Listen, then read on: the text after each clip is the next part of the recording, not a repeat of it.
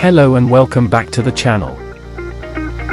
We begin our visit to the province of Lazio, specifically visiting Viterbo and Bagnaia, in whose streets it is essential to get lost before reaching the beautiful garden villa of Villa Lante. And if you like our videos, do not forget to like, subscribe and enable notifications to be informed every time we upload a video.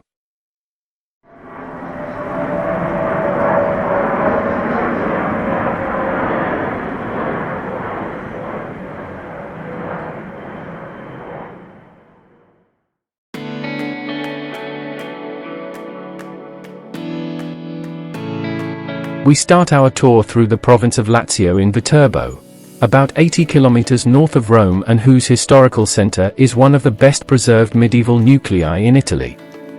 As far as parking is concerned, you will have no problem, as you have a large free parking lot very close to the historic center and the tourist office. We started to walk the streets of Viterbo, enjoying its completely walled historical center. And leaving the tourist office, we arrived in a short time at the Piazza del Plebiscito, where we found the Palazzo dei Priori, the seat of the commune of Viterbo, to whose panoramic terrace we will access at the end of the visit. Leaving the square, walking through its streets, we find the Palazzo Chigi, built in the 15th century and owned by the powerful Chigi family. From there we reached in a short time the beautiful Piazza del Gesù, which in ancient times was the civic and social center of Viterbo. Being the place where justice was administered, people were gathered, and the market was also organized. Apart from its small and beautiful fountain, we find the church of San Silvestre known as del Gesù, or the Borgonone Tower dating from the 13th century. We continue our journey through the streets of Viterbo, which in the 13th century was chosen the place of residence of the popes, who chose this place of rest, tired of the intrigues of Rome. Near the Plaza del Gesù we find the Palazzo Farnese, a beautiful medieval palace that belonged to several noble families, among them the Farnesians, whose lily flower shield is visible, to finally pass to the power of the Chigi family, which was a powerful Roman princely family.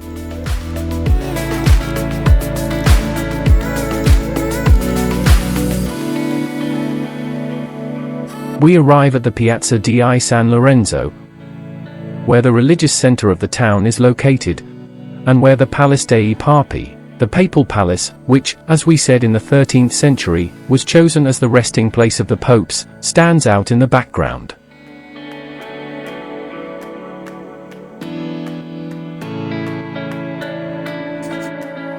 On one side we find the Cathedral of San Lorenzo, built in the 12th century in Romanesque style, and which during the bombings of the Second World War was damaged.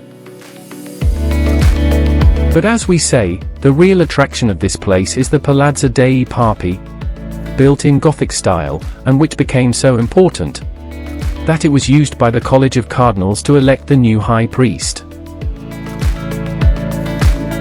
As a historical curiosity, in 1271 a curious period of tension was experienced, when the cardinals appointed to elect a new pope, gathered here, did not end up agreeing.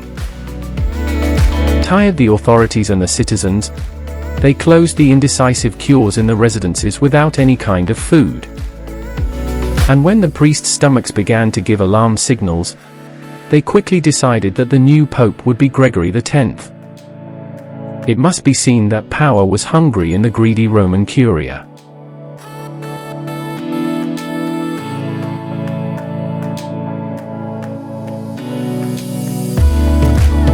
Back on the same road, we passed again by the Piazza del Gesù, and following the route through different streets,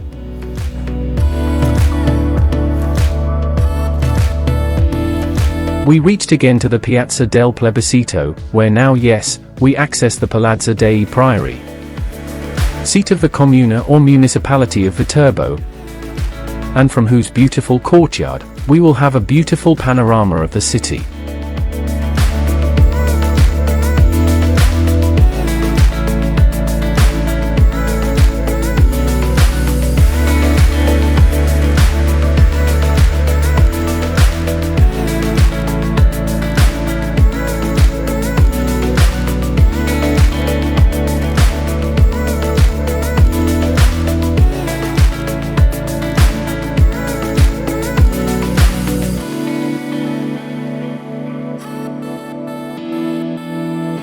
At the exit we enjoy the beautiful and slender tower, located in the Palazzo dei Priori, and which, with 44 meters high, was built in the year 1487 on the foundations of an earlier one, as well as the Lion of Viterbo, situated in one of the corners under the tower and which was the ancient symbol of the city.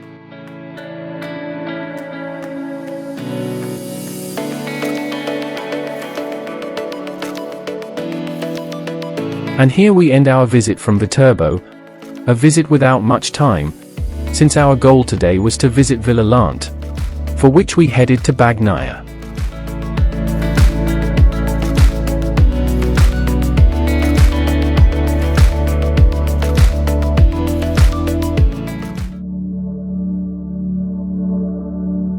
Bagnaia is only 5 kilometers from Viterbo, so it takes very little time to get there, and it is worth a visit to its medieval town. As for parking, you will have a large free parking right next to the small town to begin the visit.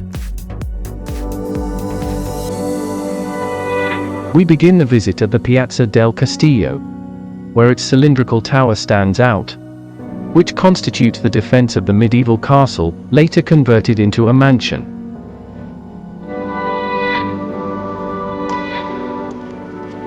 To access the Piazza del Castillo, we do it through one of the gates of the city, next to the tower that we have mentioned, and that already introduces us fully into the medieval world of this village.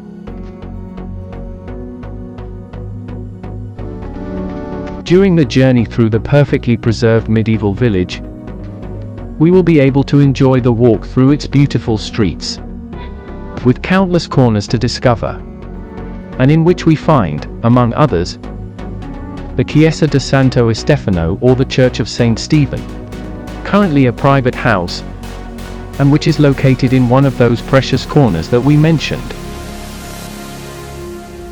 Or the beautiful facade of the Palazzo Gallo, built by the Gallo family in the 16th century.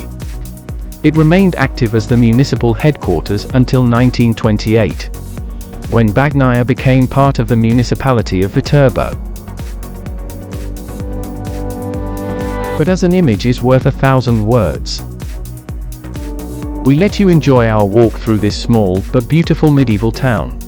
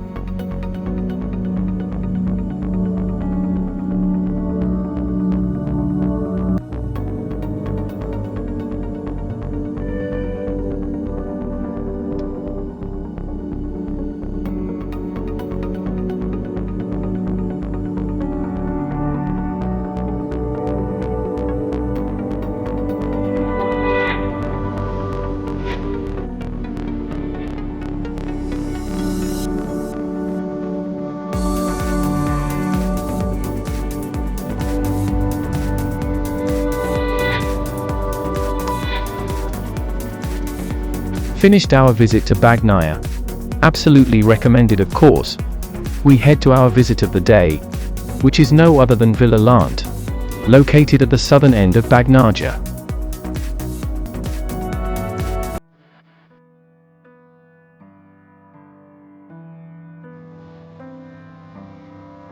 The entrance, which costs about €8, is made by a side of the villa, not by the old monumental entrance today unused.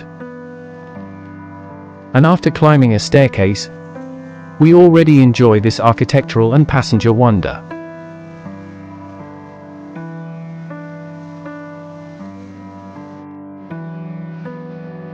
In 1566, Cardinal Gambara, appointed bishop, chose as residence the small medieval town of Bagnaia, and began to transform the 16th century hunting cottage into an authentic villa of delights, able to compete in size and beauty with the residences of the most important cardinals of the time, such as Villa d'Este in Tivoli. We first visit the Palazzina Gambara, and it was the first built in place between 1568 and 1578. Having a simple architectural structure, being a square floor building, also ended by a quadratic roof, and where we can enjoy at the bottom of some beautiful friezes.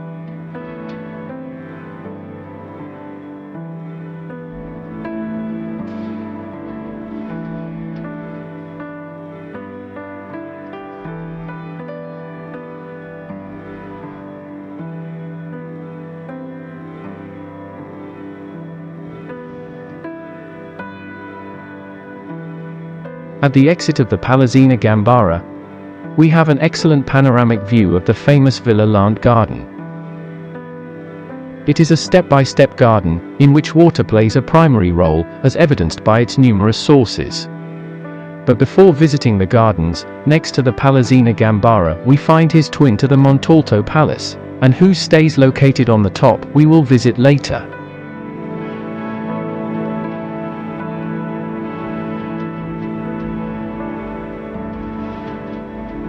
We access the beautiful gardens of the lower part, called Illinois Quadrato, and in the center of which stands the Fontana dei Mori, a circular fountain, located between 4 square ponds, and formed by 4 young naked, holding the shield of the Montalto family.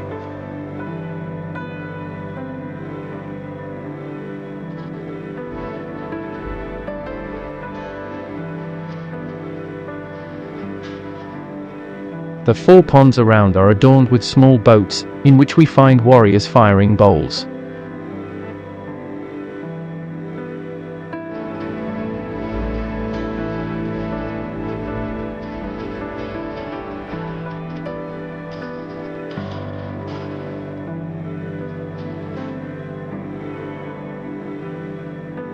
By a few stairs, we access another level of the gardens and the top of the Palazzina Montalto. In this Palazzina, which was built later on as the Gambara Palace, we find the rooms decorated with beautiful frescoes and stuccos.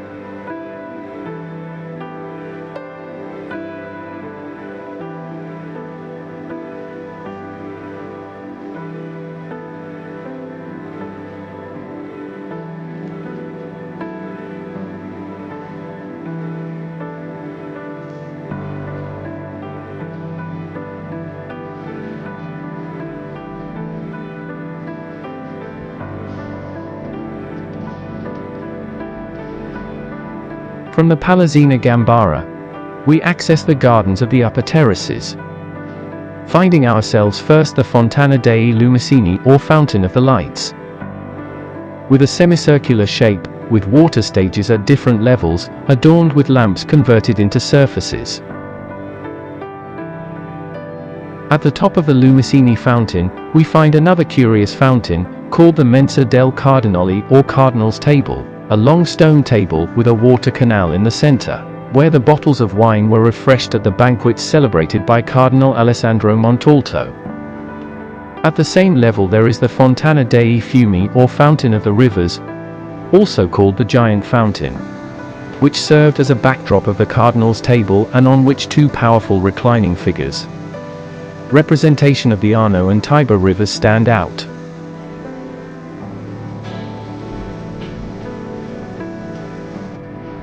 On another upper level we find the Fountain of the Chain, also called Water Staircase, formed by a waterfall that springs from a river crab. and that flows between the edges, made up by a succession of crab legs, which was the symbol of Cardinal Gambara.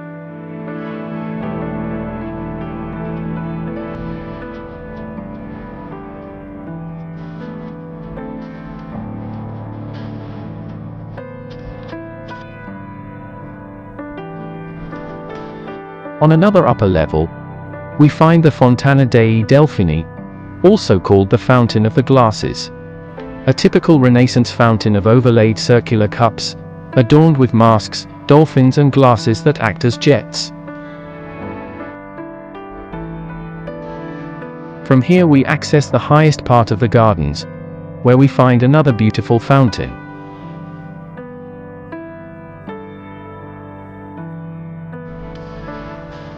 It is the flood fountain, fed through an aqueduct by the water of the Caimini Mountains and from where it was channeled by a hydraulic system to the rest of the sources.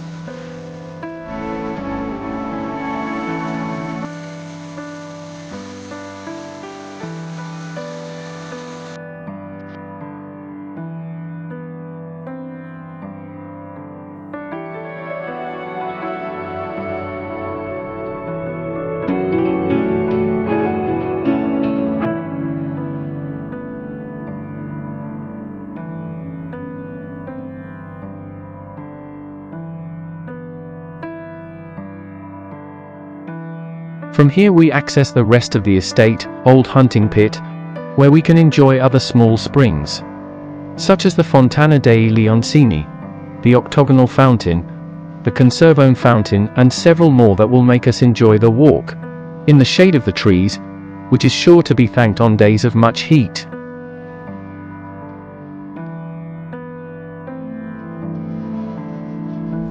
We end our walk at the foot of the staircase by which we access the villa, enjoying a last fountain, the Pegaso Fountain, formed by a circular pond in the center of which Pegaso is surrounded by 4 winged children playing trumpets. And where we end our visit to this beautiful villa, which you should not miss if you travel to this region.